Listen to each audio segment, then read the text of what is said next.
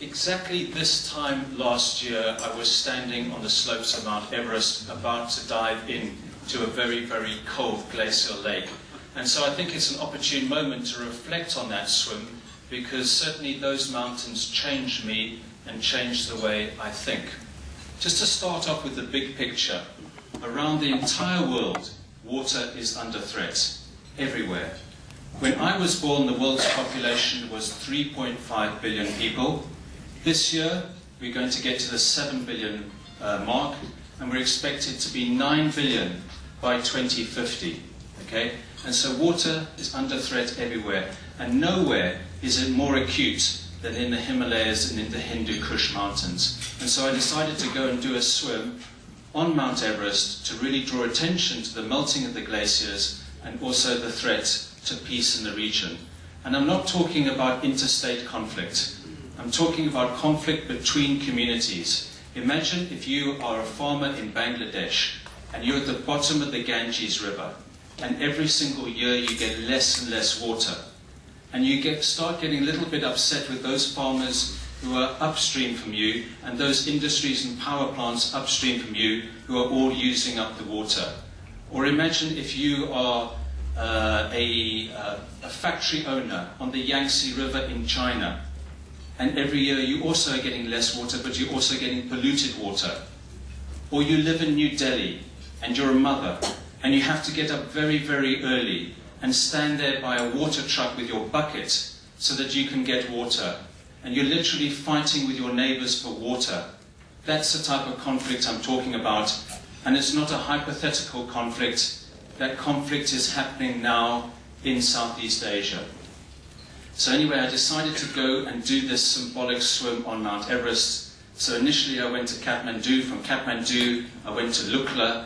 And there we started the hike up Mount Everest. And it's an incredible journey. For any of you who have the opportunity ever to go to Mount Everest, it's a very, very spiritual journey. After 14 days, we got to Lake Imja. It never used to be called Lake Imja. It used to be the Imja Glacier. In the 1960s, because of climate change, it started melting. It's melted all the way up the mountain, left in its place a large lake, 2 kilometers long, 1 kilometer wide.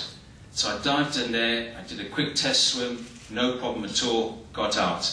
And then we started the climb up onto Mount Everest, walking all the way along the Khumbu Glacier, which Sir Edmund Hillary and Sherpa Tenzing climbed over 50 years ago. And all the way along the glacier, we could see these melting pools of water.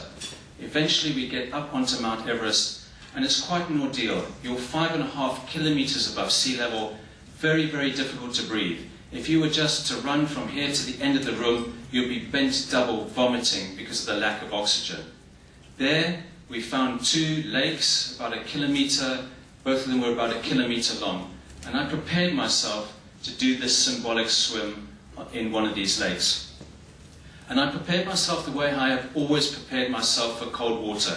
I've got to get as aggressive as possible, not wild aggression, but controlled aggression, and I've got to dive in and swim with sheer determination and as quickly as possible. So my team stood there, they gave me a countdown, 3, 2, 1, and I just dived straight into this lake and started swimming as fast as I could. Within 100 meters, I realized I had huge problems. I could barely breathe. I was gasping for air. I carried on for another 100 meters. By that stage, I began to vomit. There just wasn't enough water. I vomited and then accidentally sucked some water in, and then it happened very, very quickly. I literally sank to the bottom of the lake. There was nothing inside me to hold me up, no strength in my legs, and I went down to the bottom of the lake, and luckily it was a very, very shallow lake, which was probably about this height, and I was quite easily able to push myself up. And I took a couple of deep breaths, and I said to myself, "Don't stop, Lewis, don't stop." I then carried on swimming.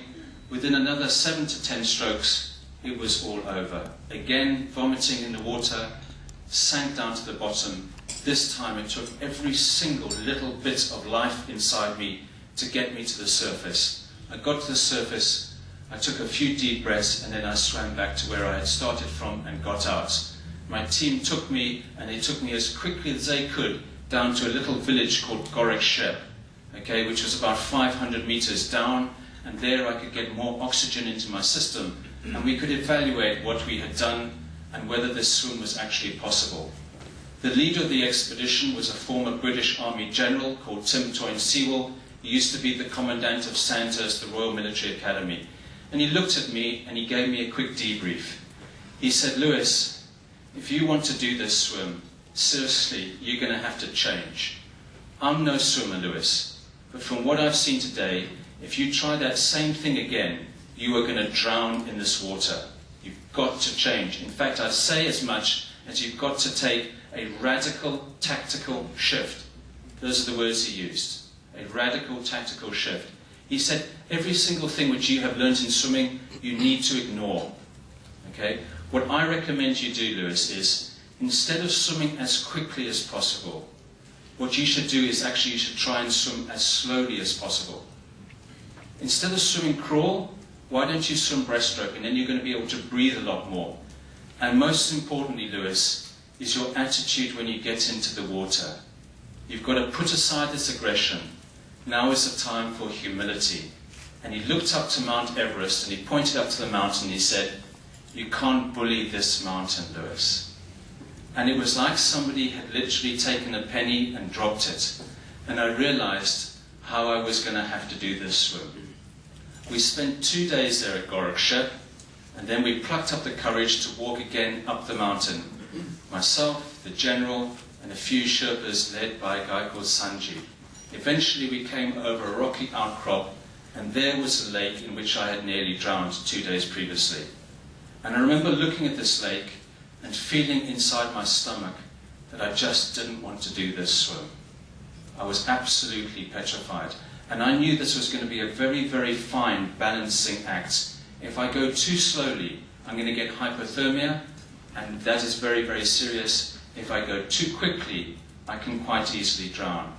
I walked up to the edge of the lake, and then I lay down there. And Sanjeev came along and he started burning some incense. And I just tried to relax myself as much as possible. And it was very, very early in the morning. And I remember looking at the summit of Mount Everest, and there was actually a climber there who was doing that final little ascent, the last 100 meters, which tragically so many people died.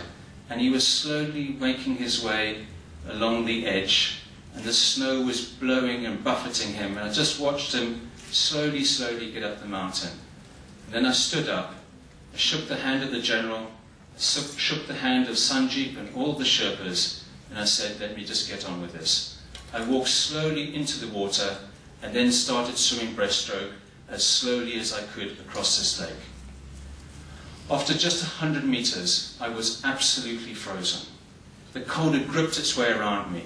Somehow I got to the 500-meter mark, and by that stage, I could actually feel the cold going right the way into my bones.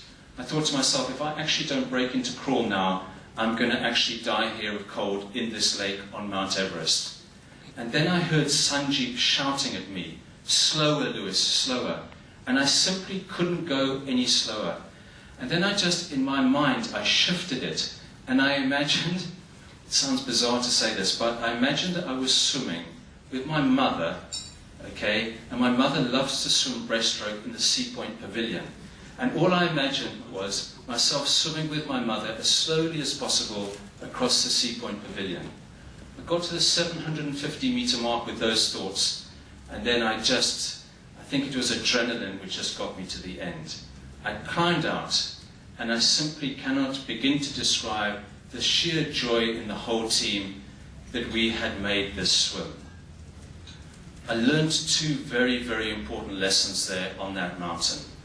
The first lesson is that just because something has worked in the past doesn't necessarily mean it's going to work in the future.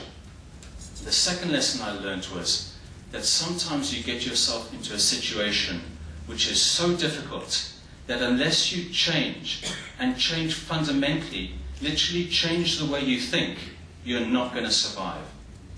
And I think that is precisely the situation in which we stand here in South Africa with respect to water. Wherever you look in South Africa, water is under threat. You look to the north of this country, you look to Gauteng, and you see what has happened in the mines. toxic water coming up from their mines going into the rivers. You look to the east of this country into our rivers, most of those rivers are highly polluted. In the KwaZulu-Natal, if you go from the rivers from Mozambique all the way down to Port Shepstone, not one of those rivers is now flowing into the sea because of upstream use. Okay? If you look at everywhere from townships of Vicksburg all the way across South Africa, there are people who do not have easy access to fresh, clean water. Okay? We need to protect our water. Our water is our most precious resource. And yet in South Africa we have treated water with utter contempt. It's as if we think of water as an unlimited resource. It's as if we think of our rivers as a place where we can throw our garbage and throw all our pollution. It can't carry on because it's not sustainable. And now, on top of that, you have all these companies, some of which are South African, a number of which are foreign, coming into our country and wanting to frack for gas. Across the entire world, this process is controversial. There's a reason why it is being rejected in America. There is a reason why 2 days ago the French government put a bill through the lower house of parliament rejecting it. There's a good reason. Not only do you use vast quantities of water, but across the world they're damaging the aquifers, underground aquifers. I've come here today for one reason, and that is to thank all the journalists here. I want to thank you very, very much, because the moratorium which we have got, okay, which, although it is just a moratorium, is a very, very major victory. The moratorium which we have got is as a result of you, as a result of your hard work, as a result of your investigations and unearthing the real truth behind fracking. Thank you. Thank you from the bottom of my heart. But as I said, it is just a moratorium. For those of you who haven't been involved and now want to get involved, I encourage you to get involved. For those of you who care about the environment, for those of you who care about our children, for those of you who care about our grandchildren, please tweet about it, blog about it, start writing about it. Let's see more investigative journalism. Yesterday I was watching a press conference with the British Prime Minister. It's now a year since a coalition government has been in power in Great Britain, and I saw the BBC literally have him up against the ropes. There was respect, but there was no deference. Why is it that we haven't had some really hard-hitting journalism? Why is it that the state president of this country has not spoken about his position on fracking?